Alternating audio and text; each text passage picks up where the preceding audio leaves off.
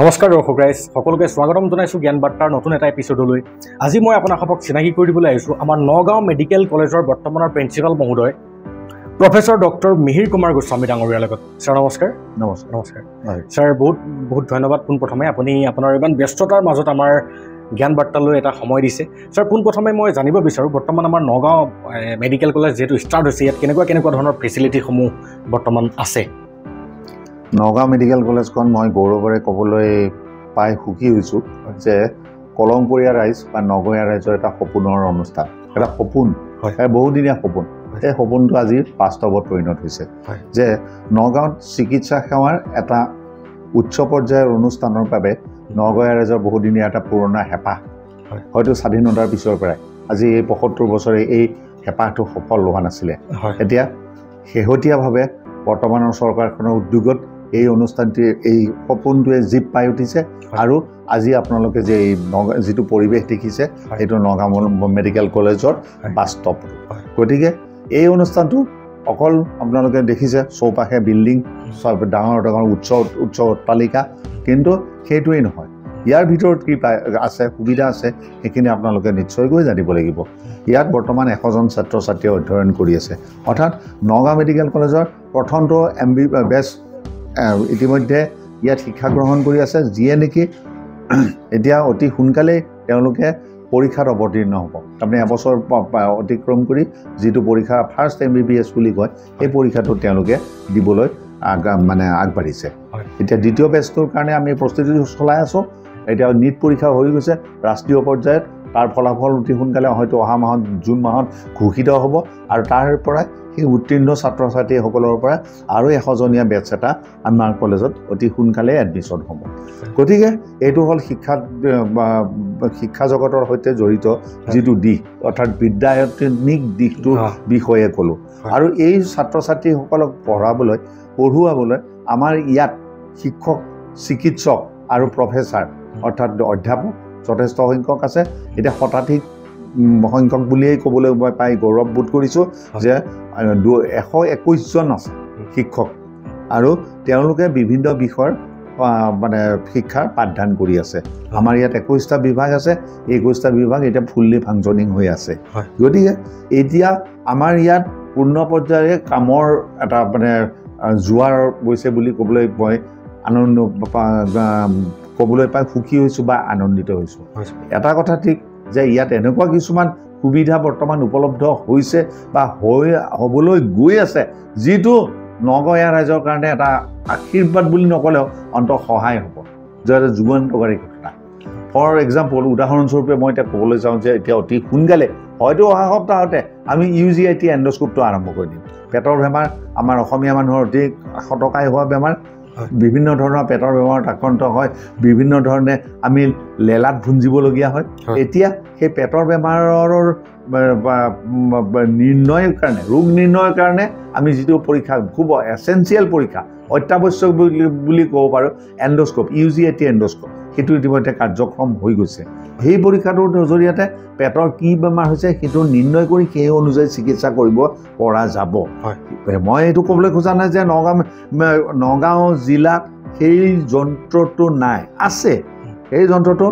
কিন্তু এইটো সাধাৰণ ৰাইজৰ সাধ্যৰ সীমাৰ বাহিৰত। সেই এটা পৰীক্ষা কৰিবলৈ হয়তো 2000 টকাতকৈ বেছি ধন ভৰিবলগীয়া হয়। এতিয়া আমি গৌৰৱেৰে ক'বলৈ সক্ষম হৈছোঁ যে সেই একেটা পৰীক্ষা আমাৰ কলেজত এতিয়া 500 পৰা 700 টকাৰ ভিতৰত, অৰ্থাৎ অতি সুলভ মূল্যত কৰিব পাৰিব। সেইটো এটা উদাহৰণ দিলোঁ। অতি সোনকালে আমাৰ কলেজত এতিয়া ব্ৰংকস্কপিটো কাৰ্যক্ষম হৈ যাব। বুকুৰ বেমাৰ, লাংছৰ বিষয়ে আমি সকলোৱে জানো, আমাৰ শৰীৰত 2টা হাওঁফাওঁ বা লাংছ আছে। বিভিন্ন বেমাৰৰ ডায়েগনচিছৰ কাৰণে যিটো যন্ত্ৰ, অত্যাধুনিক যন্ত্ৰ ব্যৱহাৰ কৰা হয়, সেইটোৰ নাম হ'ল ব্ৰংকস্কোপ। এতিয়া ব্ৰংকস্কোপটো একেলগে কাৰ্যক্ষম বা চালু হৈ যাব। ইয়াৰ ফলত লাংছৰ বিভিন্ন বেমাৰ, সাধাৰণতে আপোনালোকে ক'ভিড মহামাৰী বা ক'ভিড অতিমাৰীৰ কথা শুনিছে, যিটোত মেইনলি আমাৰ লাংছটোতে প্ৰথমেই ইনভলভ হয়। উশাহ নিশাহ ল'বলৈ কষ্ট পায়, মানুহজনে ভাগৰুৱা অনুভৱ কৰে, কাহ চৰ্দি জ্বৰ হয়, অত্যন্ত খোৱা বোৱাৰ ক্ষেত্ৰত অনীহা জাগে। এই ক'ভিড ৰোগ হোৱাৰ পিছৰ পৰা যিটো বিভাগৰ বিষয়ে ৰাইজ সচেতন হ'ল, সেইটো বিভাগৰ নাম হ'ল পালমনেৰী মেডিচিন। এতিয়া মই ক'বলৈ পাই গৌৰৱবোধ কৰিছোঁ যে নগাঁৱৰ সন্তান হয় মই নগাঁৱৰ ৰাইজক মানে সেৱা কৰিবলৈ এজন পালমোনাৰী মেডিচিনৰ বিশেষজ্ঞ হিচাপে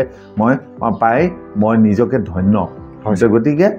এই বস্তুটো এই যন্ত্ৰটো আমি অতি সোনকালে মানে একেলগে আমি UGIT এণ্ডস্কোপ আৰু আপোনাৰ ব্ৰংকস্কোপ দুইটাই অতি সোনকালেই কাৰ্যক্ষম হ'ব। এই মাহটো নালাগে, এই অহা সপ্তাহৰ ভিতৰতে হয়তো কাৰ্যক্ষম হৈ যাব। গতিকে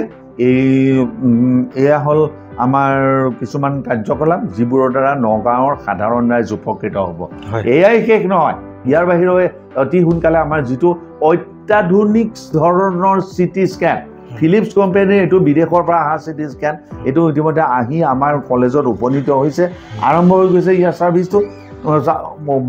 মানে এইটো বৰ্তমান পৰীক্ষামূলক পৰ্যায়ত আছে। গতিকে এই CT স্কেনটোৰ যিটো মানে সুবিধা, সেই সুবিধা থকা যন্ত্ৰ মই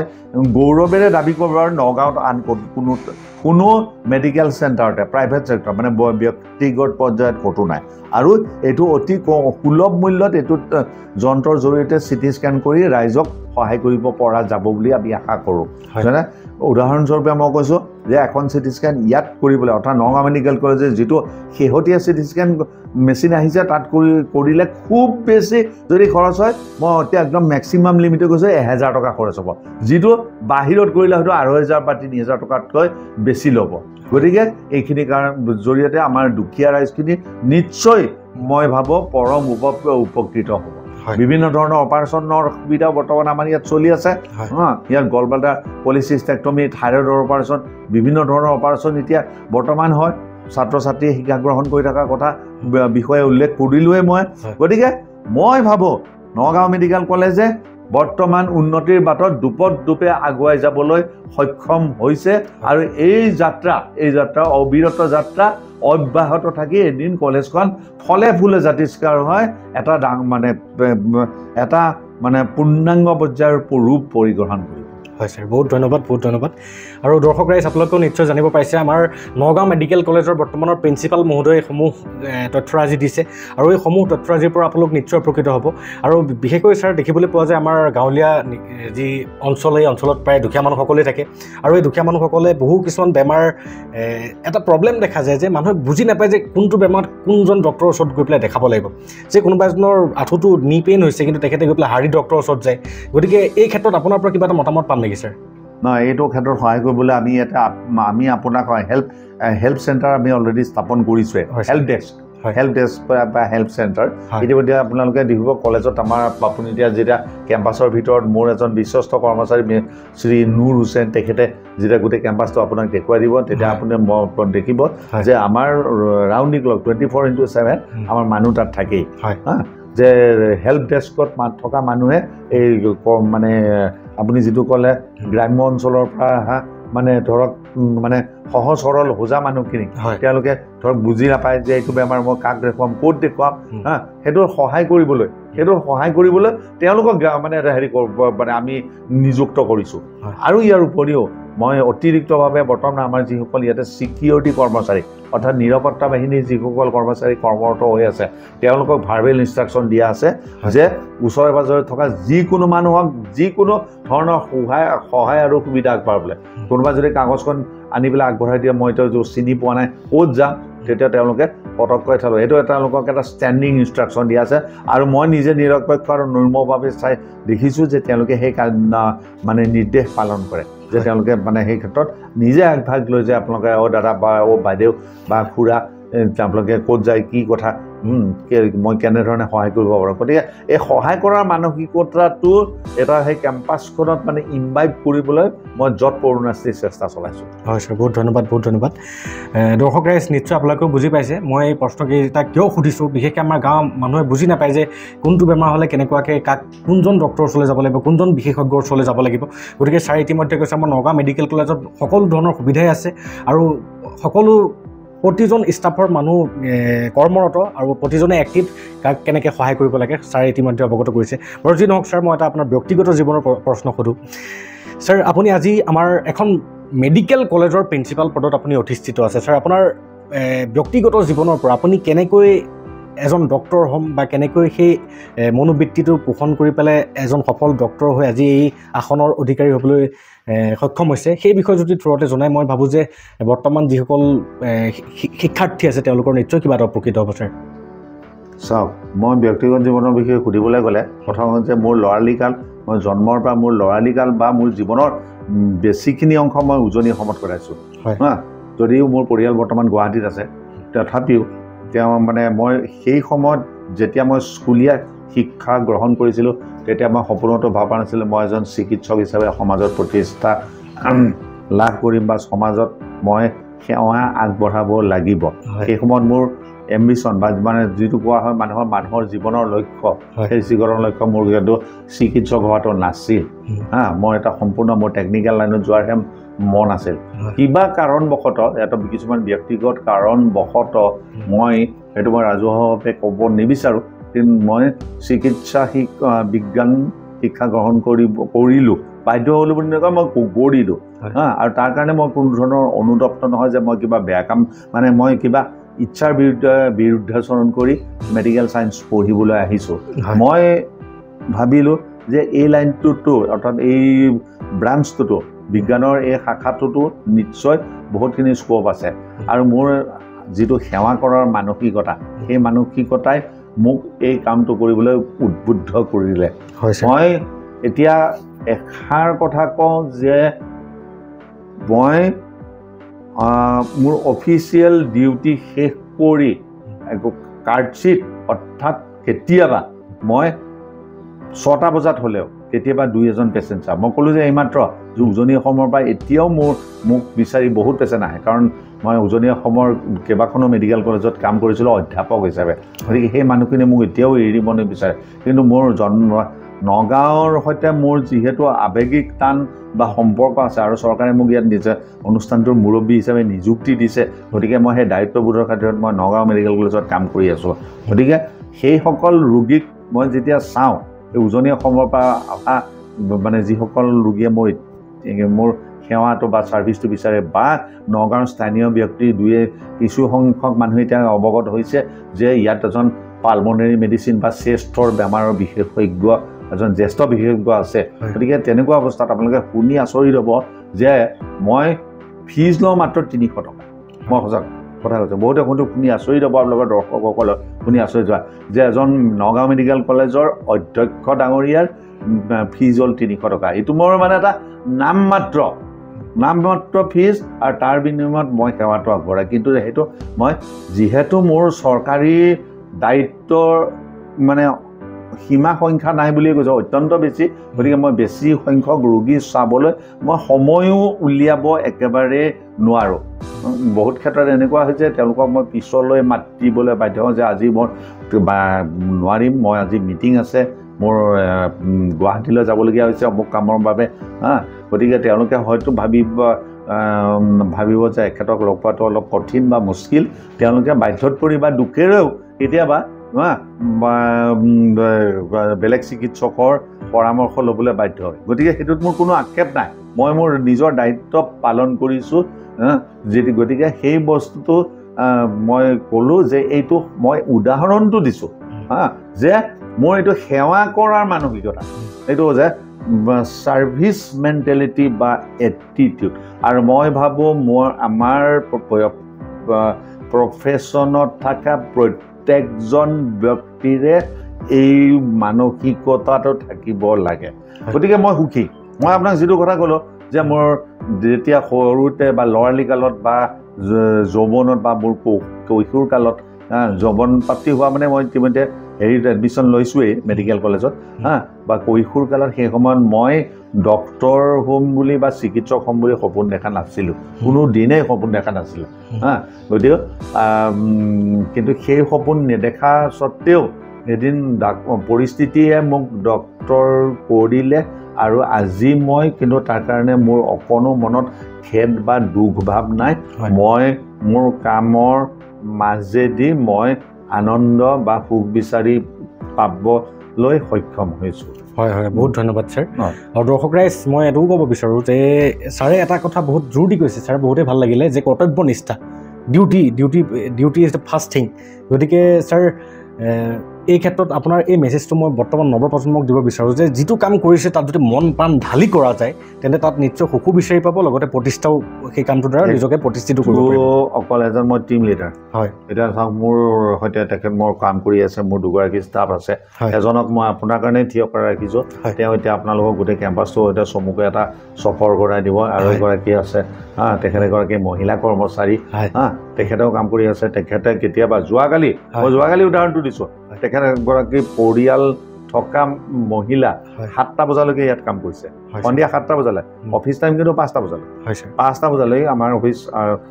চৰকাৰী অফিচ যিকোনো 5টা বজাত শেষ হৈ যায় আপোনালোকে কিন্তু তেওঁ মই যিহেতু আছোঁ মোৰ কাম আছে তেওঁ 7টা বজালৈকে কাম কৰিছে গতিকে সেইটো ক্ষেত্ৰত আমি কোনো কাকো হেৰি নকৰোঁ দুখ নিদিওঁ আমি আনন্দ মনেৰে কাম কৰোঁ আৰু সেইটোৱেই জীৱনৰ প্ৰাপ্তি হয় ছাৰ মই এইখিনিতে আপোনাৰ পৰা এটা কথা জানিব বিচাৰোঁ যিসকল ষ্টুডেণ্টে বৰ্তমান ভৱিষ্যতলৈ ডক্টৰ হোৱাৰ সপোন দেখিছে তেওঁলোকক আপুনি কিবা এটা পৰামৰ্শ দিব বিচাৰিব নেকি চাওক মানে জীৱনটো এটা মানে কি কৈছোঁ ফুলসজ্জা নহয় জীৱনটো হ'ল এটা কঠিন বাট যিটো অতিক্ৰম কৰিবলৈ কষ্ট কৰিবই লাগিব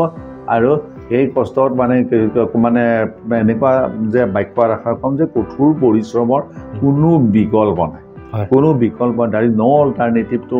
হাৰ্ড ৱৰ্ক গতিকে এইটো ক্ষেত্ৰত আমাৰ চিকিৎসা বিজ্ঞানত অতিশয় প্ৰযোজ্য বিষয় বা আৰু এটা পইণ্ট হৈছে ছেকেণ্ড পইণ্টটো হৈছে কি পাৰ্চিষ্টেণ্ট একাগ্ৰতা নেৰানেপেৰাকৈ লাগি থাকিব পাৰা সেইটো বস্তু অতিকৈ জৰুৰী এইটো নহয় যে MBBSত যিজন ষ্টুডেণ্ট প্ৰথম স্থান দখল কৰিছে তেওঁৱে আটাইতকৈ ভাল ডক্টৰ হ'ব ধুনীয়া কথা ছাৰ MBBSত অনুত্তীৰ্ণ হোৱা ফেইলাৰ কৰি পিছৰবাৰ পাছ কৰা ল'ৰাজনেও হয়তো তেওঁতকৈ ভাল ডক্টৰ হৈ এসময়ত সমাজত প্ৰতিষ্ঠা লাভ কৰিব গতিকে সেইটো হ'ল যে কি একাগ্ৰতা এইটো মানে আপুনি কাৰেজ ফৰ কণ্টিনিউৱেশ্যন ডেট কাউণ্টছ কণ্টিনিউ কৰি থাকিব লাগে যে মই লাগি আছোঁ যে মই এইটো পাৰিমেই কেলৈ নোৱাৰিম এই বস্তুটোহে মোৰ ইম্পৰ্টেণ্ট ফৰ দিছ পাৰপাছ গতিকে মেডিকেল চায়েন্সটো এইটোৱেই গতিকে আজি জীৱনৰ কেইবাটাও দশক এনেদৰেই কটাই দিলোঁ আৰু যি অৱশিষ্ট সময়খিনি সেইখিনিও পাৰ হৈ যাব গতিকে একো আক্ষেপ নাই একো খেদ নাই হয় ছাৰ বহুত ভাল লাগিছে আপুনি যিটো মেছেজ দিছে এইটো বহুতেই এটা গুৰুত্বপূৰ্ণ মেছেজ আৰু আশা কৰোঁ বৰ্তমান আমাৰ দৰ্শক ৰাইজৰ মাজৰ পৰা যদি নৱপ্ৰজন্মৰ কোনো শিক্ষাৰ্থীয়ে ভিডিঅ'টো চাই আছা তেন্তে তোমালোকে নিশ্চয় গম পাইছে যে পাৰ্চিষ্টেঞ্চ এইটো বহুতেই ডাঙৰ কথা আৰু তোমালোক ছাৰে কোৱাৰ দৰে এজন অভিজ্ঞ ব্যক্তি এজন অভিজ্ঞ পূজনীয় ব্যক্তি নগাঁও মেডিকেল কলেজৰ বৰ্তমানৰ প্ৰিন্সিপাল তেখেত গতিকে তেখেতে দিয়া এই পৰামৰ্শসমূহক যদি তোমালোকে নিজৰ জীৱনত এপ্লাই কৰা তেন্তে নিশ্চয় সফলতাৰ শিখৰত উঠিবলৈ সক্ষম হ'বা ছাৰ আৰু এটা কথা মই জানিব বিচাৰোঁ যিহেতু আপুনি বহুতেই ব্যস্ততাপূৰ্ণ এটা জীৱন কটাই আহিছে বিগত ডক্টৰী হোৱাৰ পৰা আজৰি সময়ত আপুনি কি কৰি ভাল পায় এনেই কিতাপ পঢ়োঁ লেখা মেলা কৰোঁ হয় মই আপোনালোকে বহুতে জানিবও পাৰে নাজানিবও পাৰে মই বহুতকেইখন কিতাপ ইতিমধ্যে লিখিছোঁ বিশেষকৈ অসমীয়া বিজ্ঞান সাহিত্যৰ ওপৰত গতিকে সেইটো এটা মোৰ ছেটিছফেকশ্যন কিতাপ পঢ়োঁ ৰাতি সন্ধিয়া 8টা 8:30 বজাত মই মানে আজৰি সময় মোৰ আৰম্ভ হৈ যায় ৰাতি দেৰিলৈকে কিতাপ পঢ়োঁ গান শুনো তাৰপিছত অন্য কামৰ ভিতৰতে লেখা মেলা কৰোঁ গতিকে এইখিনি কাম কৰিয়ে মই আনন্দ উপভোগ কৰোঁ হয় ছাৰ এইখিনিতে ছাৰ মই এটা কথা সুধোঁ আপোনাক যে বৰ্তমান যিসকল নৱপ্ৰজন্ম বা যিসকলে জীৱনৰ জীৱন সংগ্ৰামত যোনে বৰ্তমান যুঁজি আছে তেওঁলোকক আপুনি দুখনমান কিতাপ ৰেফাৰেঞ্চ দিব নেকি যিকেইখন কিতাপ পঢ়িলে তেওঁলোকে জীৱন বাটত আগবাঢ়িবলৈ এটা সুবিধা অনুপ্ৰেৰণা যাতে পায় অসমীয়া ভাষাত হোমেন বৰগোহাঁইৰ দ্বাৰা বিৰচিত কিবাখনো কিতাপ আছে মই পাৰ্টিকুলাৰলি কেইখনমানৰ নাম নকওঁ গতিকে সেইকেইখনৰ নাম মই ক'ব খোজোঁ ৰুবুল মাউতৰ মোৰো এটা সপোন আছে এইখন কিতাপ প্ৰত্যেকেই পঢ়া উচিত হয় প্ৰত্যেকেই পঢ়া উচিত হয় হা গতিকে ৰুবুল মাউতে তেতিয়া নাচাত কাম কৰি আছে তেখেতে যিটো বেকগ্ৰাউণ্ডৰ পৰা আহিছিলে হা সেইটো বেকগ্ৰাউণ্ডৰ পৰা তেওঁ আজি সাফল্যৰ শিখৰতম বিন্দুত উপনীত হৈছে সেইটো এটা বৰ ডাঙৰ মানে জীৱনৰ এটা সফলতা গতিকে সেইটো মানে সেইটো সকলোৱে কোনেও অস্বীকাৰ কৰিব নোৱাৰে আমাৰ নগাঁৱৰ ফৌজদাৰী ব্যক্তিৰ এজন নমস্য ব্যক্তি অসম নহয় ভাৰতৰে অভেন্দ্ৰনাথ শইকীয়া তেখেতৰ দ্বাৰা বিৰচিত এখন কিতাপ এইখন মই বুজা মৰমৰ দেউতা এইখন ইংৰাজীত তোমাৰ এই অনুবাদ কৰিছে অনুদিত হৈছে খণ্ড খণ্ডকৈ প্ৰকাশ হৈছে সেইখন কিতাপ মই পঢ়িবলৈ পাওঁ মৰমৰ দেউতা পঢ়িব এইখন কিতাপ এইখন বহুত ভাল কিতাপ বহুত মানে অনুপ্ৰাণিত হ'বলগীয়া কিতাপ গতিকে এই কিতাপ তেনেকৈ পঢ়িবলৈ বহুত আছে হা ভাল কিতাপ ইংৰাজী কিতাপো আছে ভাল মানে মই যিটো ক'লো চাইণ্টিফিক ফিকশ্যনৰ কিতাপ মই পঢ়োঁ মানে মই নিজে চাইণ্টিফিক ফিকশ্যনৰ গল্প লিখিছিলোঁ এটা সময়ত এই আপোনাৰ মেডিকেল থ্ৰিলাৰ সেইবোৰো অতিশয় মানে আমোদদায়ক সেইবোৰ নিজৰ কল্পনা শক্তিটোক বেছি হেৰি কৰি দিয়ে মানে সঞ্জীৱিত কৰি দিয়ে গতিকে সেইখিনিয়ে ক'বলগীয়া মোৰ কথা এইখিনিতে মই আৰু এটা কথা মানে আপোনাৰ পৰা জানিব বিচাৰোঁ এজন অভিজ্ঞ ব্যক্তি হিচাপে আপোনাৰ পৰা ছাৰ কিতাপ মানে পঢ়িলে কিতাপে আমাক কেনেকুৱা ধৰণে মানে ৰিডিং যিটো আমাৰ ৰিডিং হেবিটটোৱে এজন মানুহৰ পাৰ্চনেলিটি গ্ৰ'থত কেনেকুৱা ধৰণে সহায় কৰে আপোনাৰ বহুত সহায় কৰে আপুনি books are the best friend বুলি কয় এণ্ড নেভাৰ ফেইলিং ফ্ৰেণ্ড অন্য কোনোবাই ঠগিব পাৰে মানুহে মানুহক ঠগিব পাৰে হা কিন্তু কিতাপে কেতিয়াও নঠগে কিতাপ পঢ়িলে আপোনাৰ এটা নিচালৈ পৰিৱৰ্তন হয় এটা নিচা হা এইটো হোমেন বৰগোহাঁই এখন বৰ ধুনীয়াকৈ লিখিছে তেওঁ যে মানে এখন অকলশৰীয়া স্থানত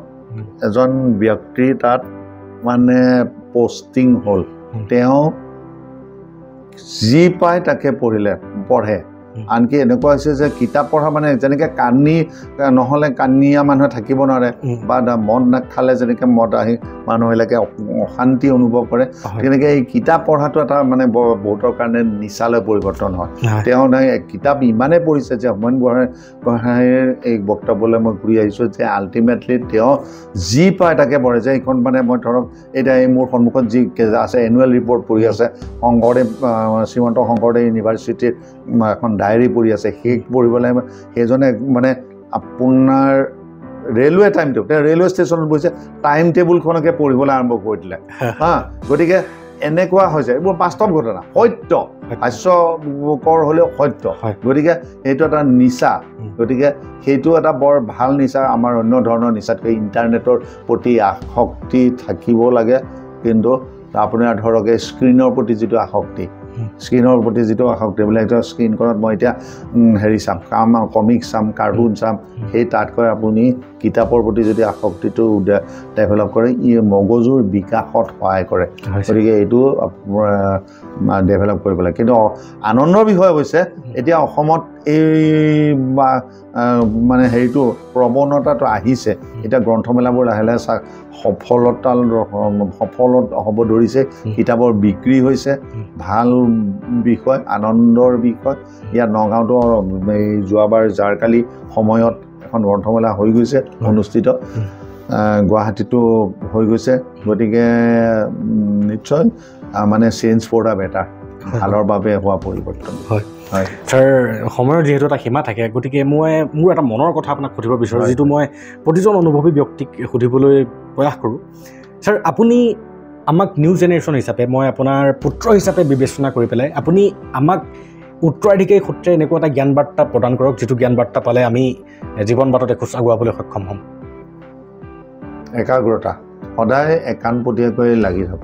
যিকোনো বিষয়বস্তুত একাণপতীয়াকৈ লাগি থাকিব আৰু 2 নম্বৰ পইণ্টটো হ'ল ইম্পৰ্টেণ্ট পইণ্ট সেইটো হৈছে যে কি লাইফটো সদায় ডিচিপ্লিন হ'ব লাগে ডিচিপ্লিন আপুনি ধৰক বোলে একদম খুঁটি নাটি পৰ্যন্ত আপুনি পাৰফেক্ট কেতিয়াও হ'ব নোৱাৰে কিন্তু ডিচিপ্লিন হ'ব লাগিব লাইফটো হা শৃংখলাবদ্ধ জীৱন সেইটো আপোনাক বহুত সহায় কৰে হা 3 নম্বৰ পইণ্ট ব্যক্তিগতভাৱে মই যিটো কৰোঁ মই যোগাসন ৰেগুলাৰ কৰোঁ হা আৰু লগতে এই মেডিটেশ্যন অৰ্থাৎ ধ্যান হা এই দুটাই মোক কাৰণ মই যিটো জবত আছোঁ মোৰ যথেষ্ট ষ্ট্ৰেছত মই থাকিবলগীয়া হয় হা এতিয়া উদাহৰণস্বৰূপে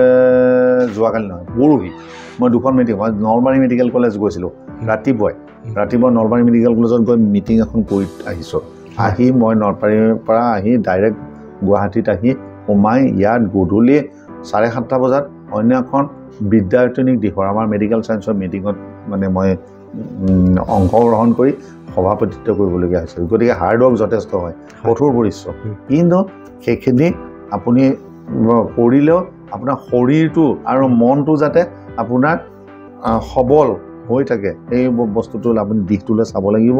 বা সেই দিশটোৰ প্ৰতি আপুনি সচেতন হ'ব লাগিব তাৰ কাৰণে মোৰ হ'ল হাতত দুপাটা অস্ত্ৰ আছে সেই দুপাটা অস্ত্ৰ হ'ল মই যিটো ক'লো যে আপুনি মেডিটেশ্যন কৰক য়োগা ৰেগুলাৰ কৰক যিটো মোদীয়ে কৰে আমাৰ দেশৰ প্ৰধানমন্ত্ৰী তেওঁ সূৰ্য নমস্কাৰকে ধৰি বিভিন্ন ধৰণৰ য়োগা কৰে গতিকে সেই বস্তুটোৱে মই মানে ক'বলৈ খোজোঁ ছাৰ বহুত ভাল লাগিলে আৰু এটা কথা মই জানিব বিচাৰোঁ ছাৰ আমি সৰুতে আমি গাঁৱলীয়া অঞ্চলতে ডাঙৰ দীঘল হৈছোঁ আমি সৰুতে যেতিয়া খেলা ধূলা কৰিছিলোঁ আমি খেলা ধূলা কৰোঁতে লুকা ভাকু খেলিছিলোঁ চোৰ পুলিচ খেলিছিলোঁ কেতিয়াবা গছত উঠি পেলাই আটলাছ কঁঠাল বুলি এটা কঁঠাল আছে সেইবিলাক ছিঙিবলৈ গৈ পেলাই লগৰ কোনোবাই কেতিয়াবা সেই গছৰ ডালি ভাগি পৰিছিলোঁ কেতিয়াবা কাৰোবাৰ ভৰিত হুল সোমাইছিলে আপোনালোকে তেনেকুৱা সৰুকালত তেনেকুৱা ল'ৰালিকালত তেনেকুৱা এটা